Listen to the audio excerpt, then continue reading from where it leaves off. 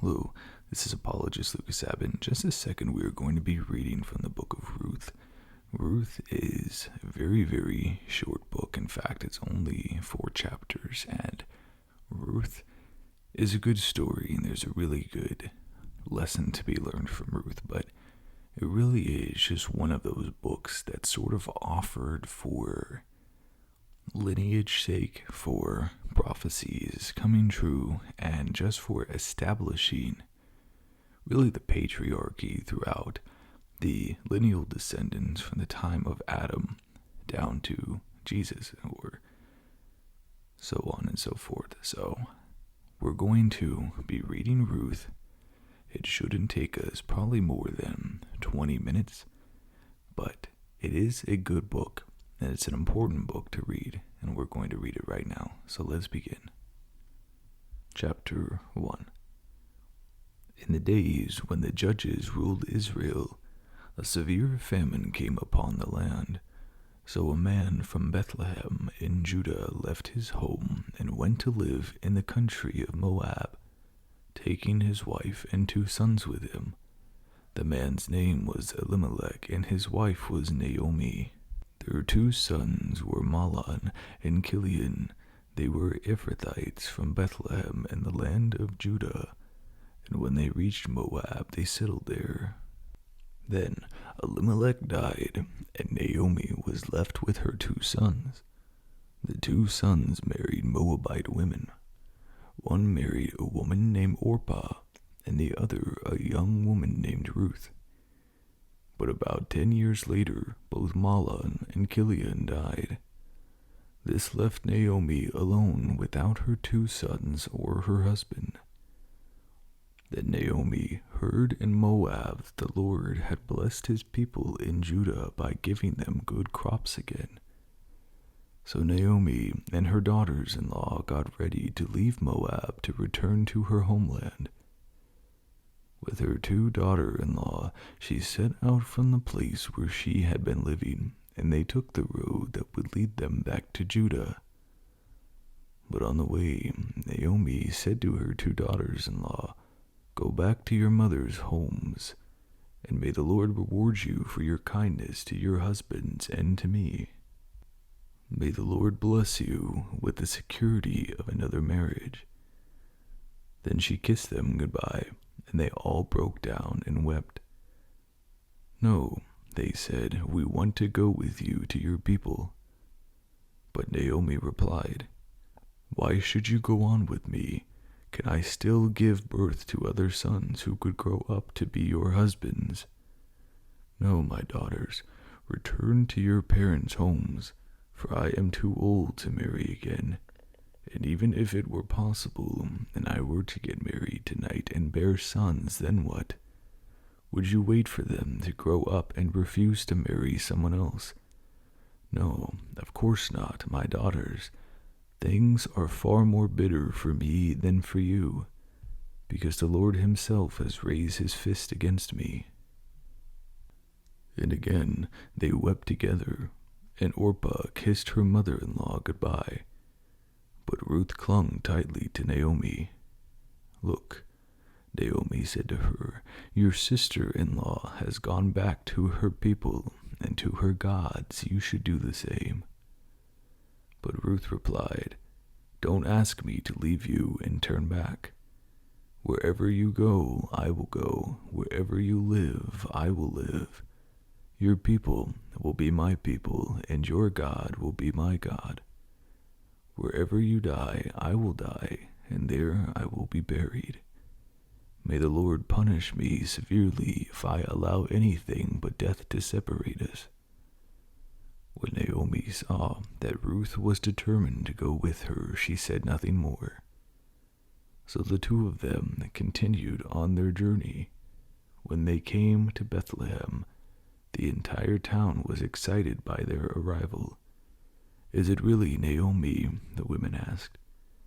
"Don't call me Naomi," she responded.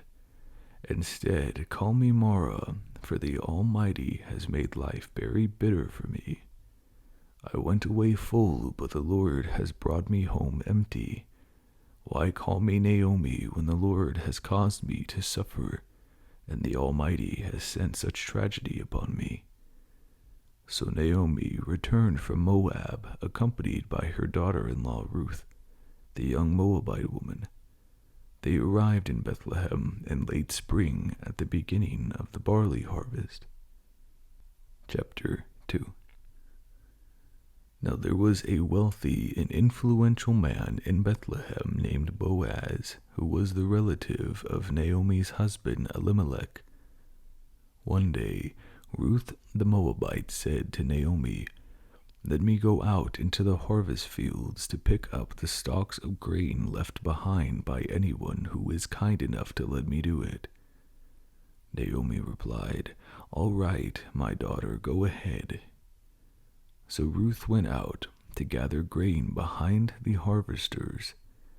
And as it happened, she found herself working in a field that belonged to Boaz, the relative of her father-in-law Elimelech. While she was there, Boaz arrived from Bethlehem and greeted the harvesters. "The Lord be with you," he said. "The Lord bless you," the harvesters replied. Then Boaz asked his foreman, "Who is that young woman over there? Who does she belong to?" And the foreman replied, "She is the young woman from Moab who came back with Naomi. She asked me this morning if she could gather grain behind the harvesters.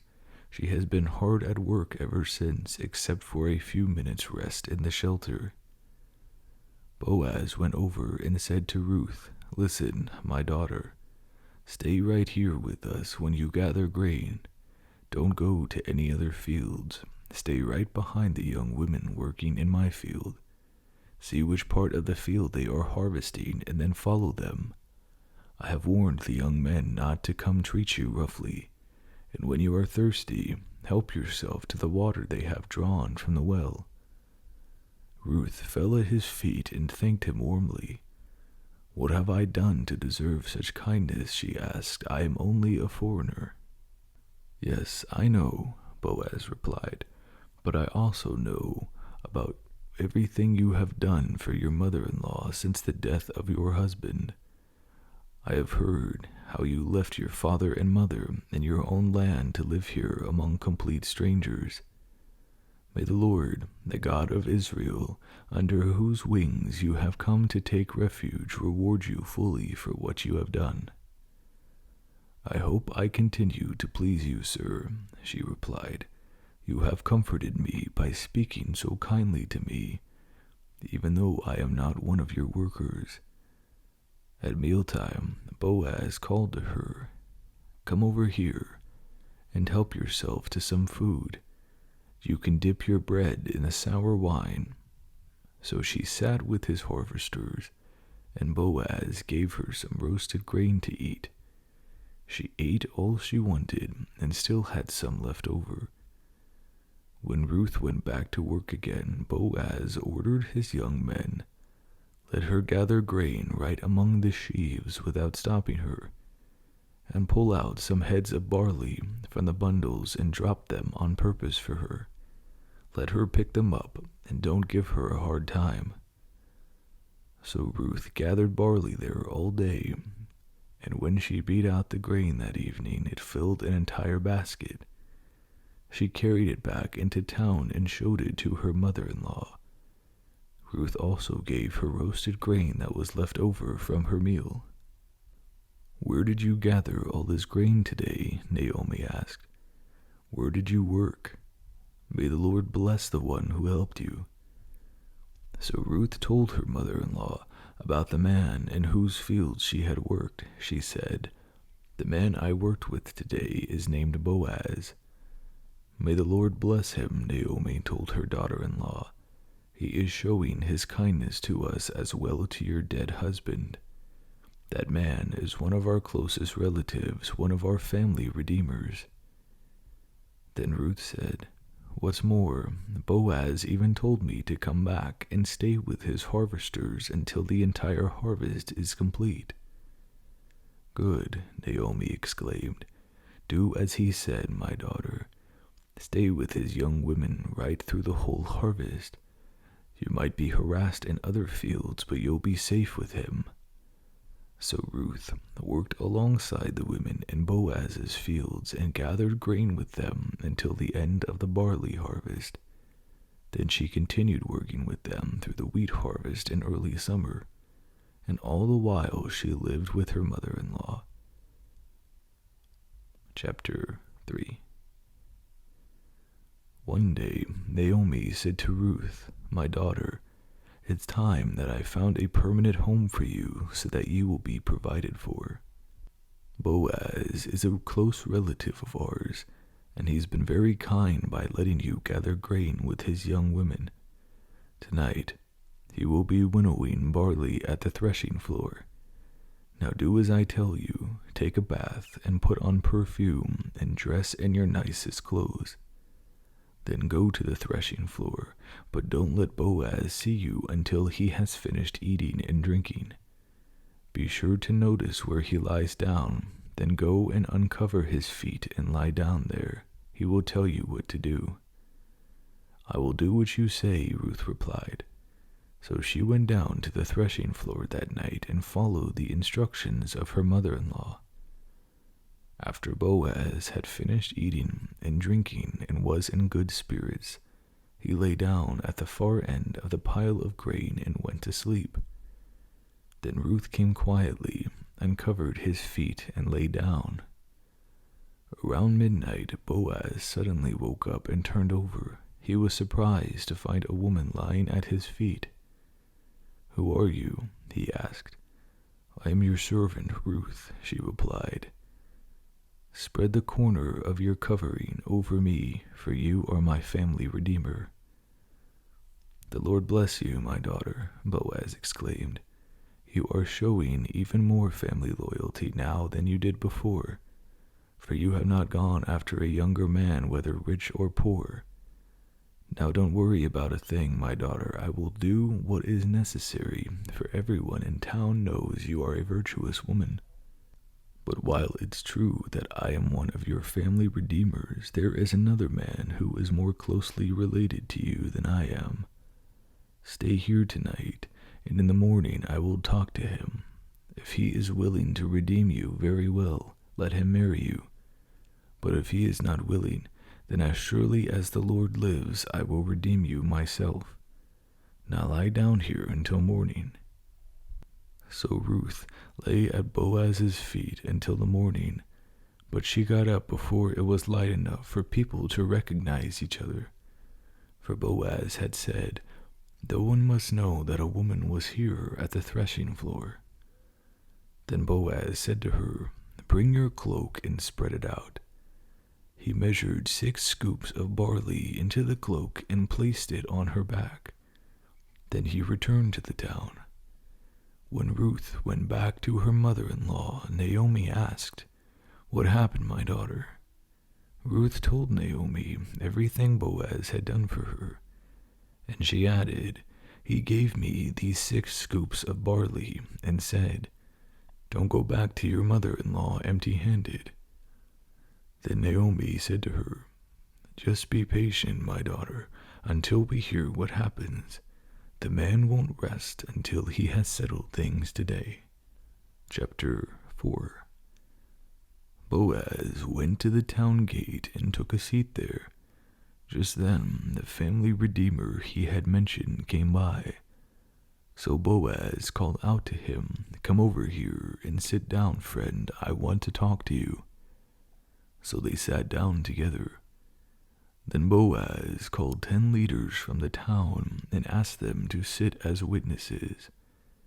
And Boaz said to the family redeemer, "You know Naomi, who came back from Moab. She is selling the land that belonged to our relative Elimelech. I thought I should speak to you about it so that you can redeem it if you wish. If you want the land, then buy it here in the presence of these witnesses. But if you don't want it, let me know right away, because I am next in line to redeem it after you." The man replied, "All right, I'll redeem it." Then Boaz told him, "Of course, your purchase of the land from Naomi also requires that you marry Ruth, the Moabite widow. That way, she can have children who will carry on her husband's name and keep the land in the family." "Then I can't redeem it," the family redeemer replied, "because this might endanger my own estate. You redeem the land, I cannot do it." Now in those days, it was the custom in Israel for anyone transferring a right of purchase to remove his sandal and hand it to the other party. This publicly validated the transaction. So the other family redeemer drew off his sandal as he said to Boaz, "You buy the land." Then Boaz said to the elders and the crowd standing around, "You are witnesses that today I have bought from Naomi all the property of Elimelech, Kilion, and Mahlon. And with the land I have acquired Ruth, the Moabite widow of Mahlon, to be my wife. This way she can have a son to carry on the family name of her dead husband and to inherit the property here in his hometown. You are all witnesses today." Then the elders and all the people standing at the gate replied, "We are witnesses. May the Lord make this woman, who is coming into your home like Rachel and Leah, from whom all the nation of Israel descended. May you prosper in Ephrathah and be famous in Bethlehem. And may the Lord give you descendants by this young woman who will be like those of our ancestor Perez, the son of Tamar and Judah." So Boaz took Ruth into his home, and she became his wife. When he slept with her, the Lord enabled her to become pregnant, and she gave birth to a son. Then the women of the town said to Naomi, "Praise the Lord, who has now provided a redeemer for your family. May this child be famous in Israel.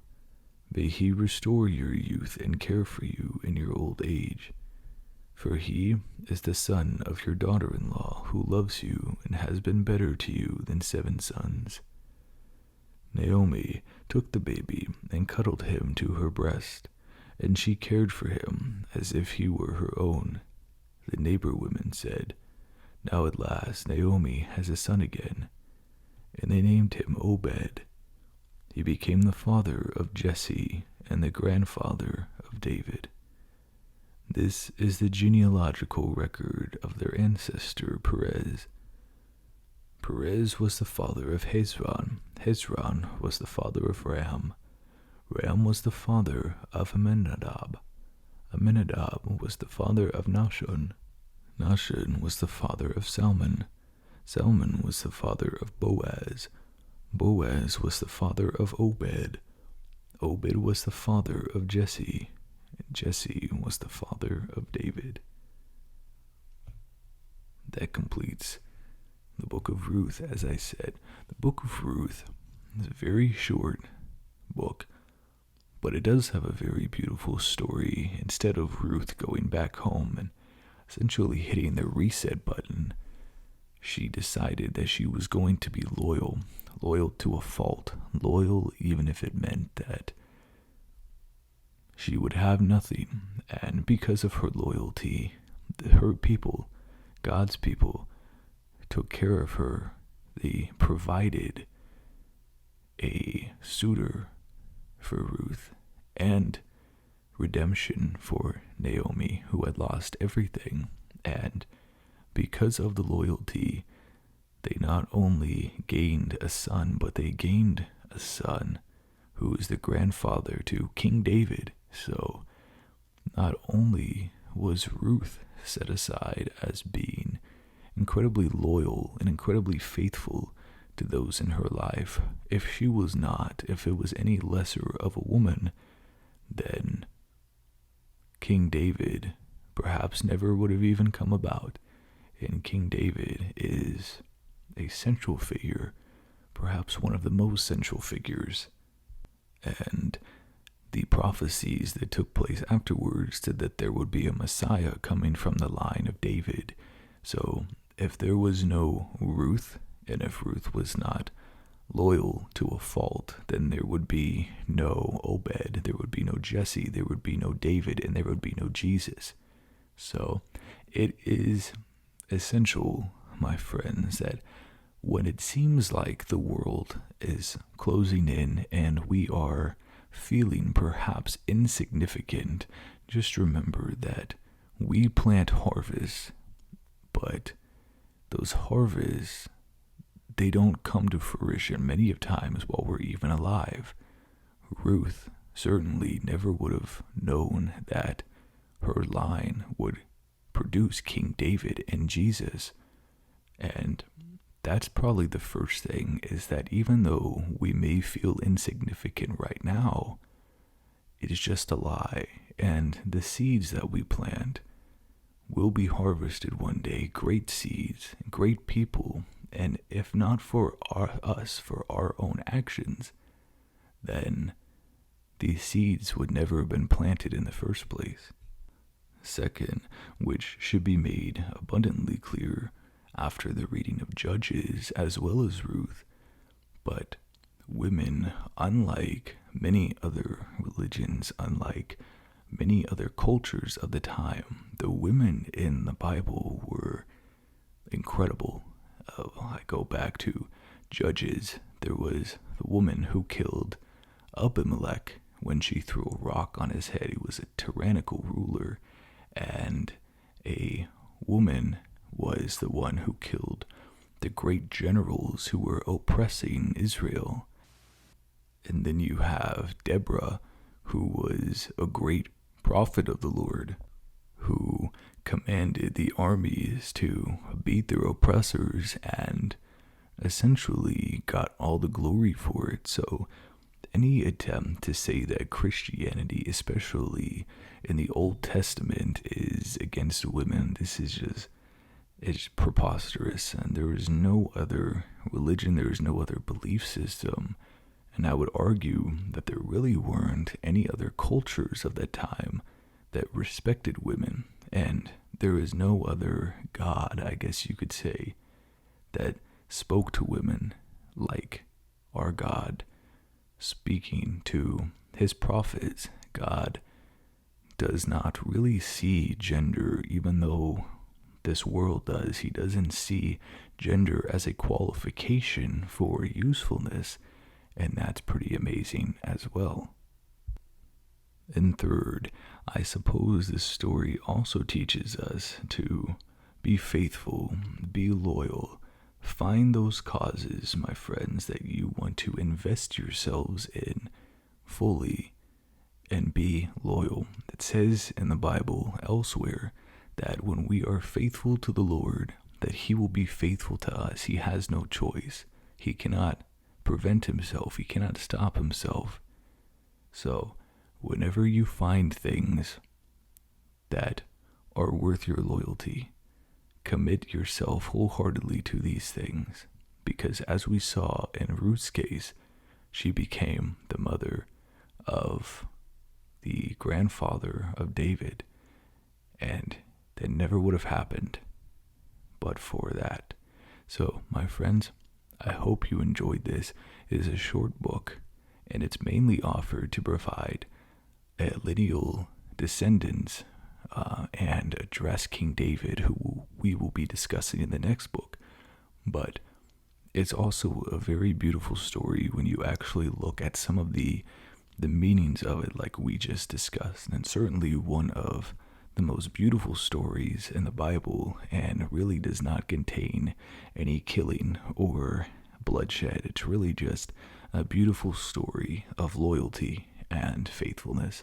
So, my friends, until next time, we will begin discussing about her great-grandson David and King Saul, where we get into the kings of Israel and the unification of a nation. Until next time, my friends, be well.